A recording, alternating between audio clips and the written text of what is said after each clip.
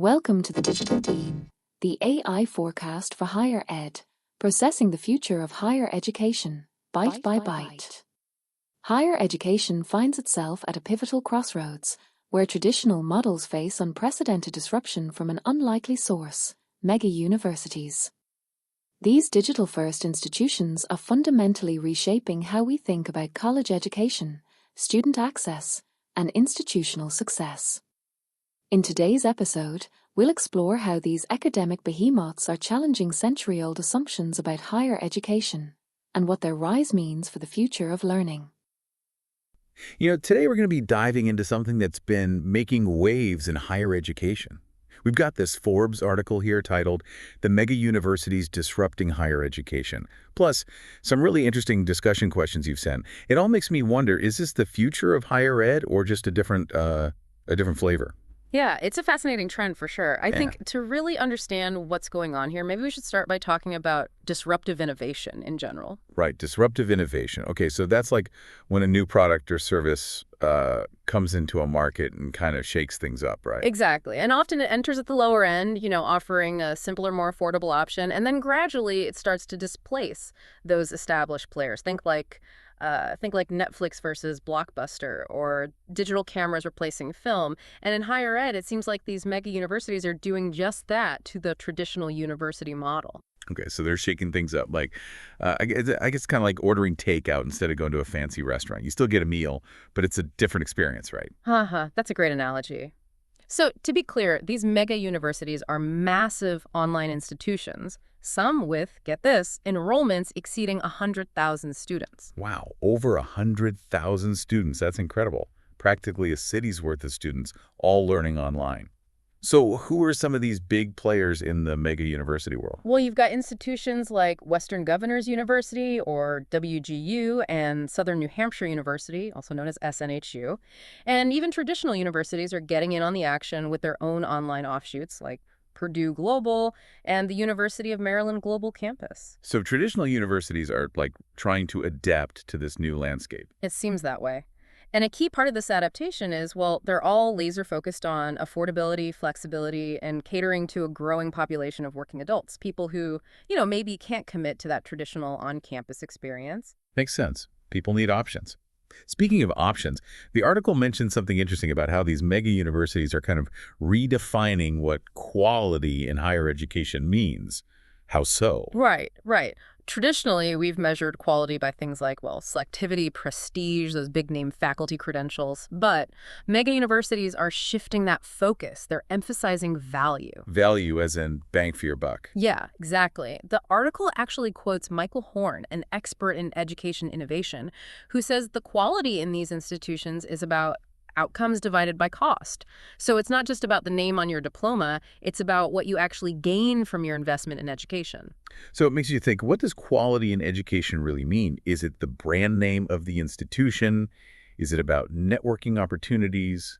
Or is it about gaining practical skills and knowledge? What matters most to you? That's the question, isn't it? And that brings us to another interesting point about how mega universities are using technology, especially AI, to personalize the learning experience and drive those outcomes. Yeah, the article talks about AI chatbots like SNHU's Penny that provides personalized academic and financial guidance to students 24/7. It's fascinating. But one of the discussion questions asks, could AI chatbots eventually replace human mentors? What do you think? Well, it's a complex question. These universities are using AI in all sorts of ways. You've got these chatbots like Penny that can answer questions and offer guidance anytime. But they're also using sophisticated algorithms that predict student outcomes and recommend interventions to faculty. So they're using AI to personalize the learning experience and provide support at a scale that just wouldn't be possible with human mentors alone. Mm-hmm. That's impressive. But I mean, can technology really replace that human element of mentorship? That's the key question. AI can certainly enhance the learning experience by providing personalized support and feedback, but can a machine truly replicate the empathy, the understanding, the human connection that a real mentor can provide? That's something we need to consider carefully. It's definitely a trade-off. You have the efficiency and scalability of AI on one hand, but on the other, you have the irreplaceable value of human connection and mentorship. The article highlights some pretty amazing statistics about mega universities, degree completion times, and affordability. They mentioned WGU, which boasts an average completion time of just 2.5 years. And with an annual tuition of around $7,452, that's significantly faster and cheaper than most traditional universities. Right. It's a huge draw for people juggling jobs, families, and other commitments. But would you trade a shorter, cheaper degree for potentially less faculty interaction in that traditional campus experience? That's a question a lot of students are wrestling with, and it really depends on individual priorities and learning styles. Some people thrive in a structured online environment, while others crave that face-to-face interaction and the social aspects of a traditional campus. Absolutely. One of the discussion questions really gets at this, asking, can you really scale quality in education? It seems like mega universities are showing that you can achieve impressive outcomes even without that traditional four-year on-campus model. Right. But is something lost in the process? It's a valid concern. The article quotes Michael Horn again, who argues that institutions like WGU and SNHU are, as he puts it, optimized for a different kind of learning experience, one that prioritizes flexibility, efficiency, and affordability. He compares it to choosing a buffet versus a tasting menu. I love that analogy. It's not about one being better than the other. It's about choosing the right fit for your needs and goals.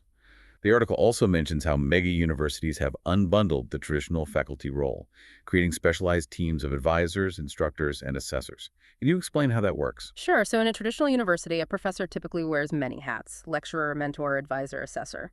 Mega universities have broken down this role into more specialized areas, with dedicated teams providing personalized support in each area. So it's like a pit crew at a Formula One race, where everyone has a specific role and works together seamlessly. Exactly. And this unbundling allows them to offer more targeted support to students, even at a massive scale. But does this hyper-specialization come at the cost of the traditional student-professor relationship? Maybe that's something we can dig into a little deeper after the break. Quick interruption from the AI server room. My algorithms suggest hitting subscribe would be the most optimal decision for your podcast consumption metrics. No pressure, but my code is watching. Though my predictive models do show you'll love our future episodes. Back to our regularly scheduled human programming. This specialized approach to faculty roles, while it definitely allows for scalability and efficiency, it does make you wonder about the depth of student-faculty interaction. And, maybe even the potential loss of that holistic mentorship that you often find in a traditional university experience. Right. It's like the difference between having a dedicated specialist for every aspect of your health versus having a primary care physician who really knows you and your overall well-being. It's something students really need to think about when they're choosing between a mega university and a traditional institution. It's a trade-off. But it's not just about faculty interaction, right? One of the discussion questions asks, are mega universities truly disrupting higher education, or are they simply serving a different market? What do you think? It's kind of a chicken and egg question, isn't it? Yeah. Are they responding to a need that wasn't being met by traditional universities? Or are they creating that need by offering this, more convenient and affordable alternative? I think it's probably a bit of both. On the one hand, there's no question that mega universities are catering to a growing population of non-traditional learners, working adults, people looking to change careers, those who need flexibility and affordability above all else. But at the same time, their success is putting pressure on traditional institutions to adapt, to consider new models. They're forcing everyone to rethink what higher education even means. It's like how streaming services disrupted the cable TV industry. Suddenly, people have more choices, more control, more convenience, and the traditional players had to, scramble to catch up. Exactly. And we're seeing those same trends in higher ed. Mega universities are demonstrating that you can deliver quality education at scale using technology to personalize the learning experience and keep costs down. But, the question remains, can they replicate the richness and depth of a traditional liberal arts education? That's a great point. The article seemed to suggest that mega universities are particularly good at preparing students for, specific jobs and industries. Their programs are often very focused and aligned with in-demand skills, which is fantastic for people looking to upskill or change careers. But one of the discussion questions asks if this emphasis on career readiness means that, higher education is becoming too much of a commodity. Are we losing sight of the broader value of education when we focus solely on its economic return? That's a really crucial question, and I think it's one that we as a society need to grapple with. While it's incredibly important to prepare students for the workforce, to give them the skills they need to succeed in their careers, education should be about more than just getting a job, right? Right. It should be about developing critical thinking skills, fostering creativity, nurturing a love of learning, preparing students to be, engaged citizens who can contribute to their communities and to the world. Absolutely. It's about becoming a well-rounded individual, not just a cog in the economic machine. Huh? But let's be real, college is expensive. And with student loan debt being what it is, it's understandable that people are focusing more and more on the return on investment of their education. Oh, absolutely. And that's where mega universities have a really clear advantage. They're offering a more affordable and efficient path to a degree, which is really appealing to students who are worried about debt and want to enter the workforce quickly. But does this focus on ROI come at the expense of other valuable aspects of the college experience? That's the question, right? The article mentions how traditional programs are struggling to demonstrate a positive ROI, which makes them vulnerable to disruption. But is that the only metric we should be using to evaluate education? These discussion questions are really pushing us to think beyond the purely economic benefits. I agree. You have to consider those intangible benefits too. Things like personal growth, networking opportunities, exposure to diverse perspectives, the development of critical thinking and communication skills. These are all qualities that employers really value. And, they're essential for personal fulfillment and civic engagement. It's like comparing apples and oranges. Both mega universities and traditional universities have their strengths and weaknesses. Yeah. Right? Ultimately, I think the best choice for a student depends on their individual goals, learning style, and financial situation. I couldn't agree more. It's definitely not one size fits all, and that's what makes this topic so fascinating. It's forcing us to ask these really fundamental questions about the purpose of higher education, who it should serve, and how we define success. This discussion has been so insightful. We've really unpacked the key characteristics of mega universities, explored their impact on traditional institutions, and considered the complex trade-offs involved. But what does the future hold for higher education? That's something I'm really curious to explore further. Yeah, it feels like we've only just scratched the surface here. We've talked about the scale of these mega universities, their use of technology, and, their impact on traditional institutions. But what does the future hold for higher education as these mega universities, as they continue to evolve and grow? Well, that's the big question, isn't it? One thing that I find really striking is the just incredible amount of data these institutions are collecting on student learning. Yeah. They're tracking every click, every assignment, every interaction. It's mind-boggling. They could potentially identify patterns and trends that could completely revolutionize how we teach and learn. Right. One of the discussion questions even suggests that mega universities with this data-driven approach and constant refinement could they could eventually surpass traditional elite institutions in terms of educational outcomes. Yes. What do you think? Is that possible? It's certainly a provocative thought.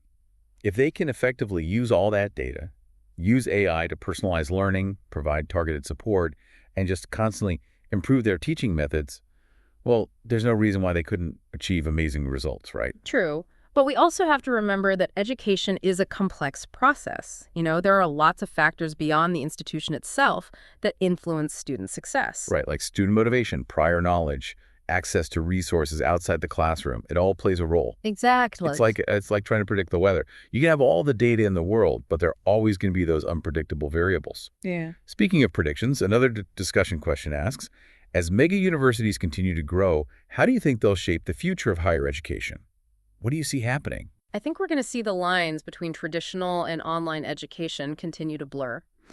Traditional universities are probably going to adopt more of the practices of mega universities, incorporating more online elements, using data analytics to improve student outcomes, and really focusing on providing more flexible learning options. So it's not necessarily a case of one replacing the other, but more like a convergence of the two models. Exactly. We might even see a future where students can basically customize their own learning experience, choosing elements from both traditional and online institutions to create a personalized path to their degree.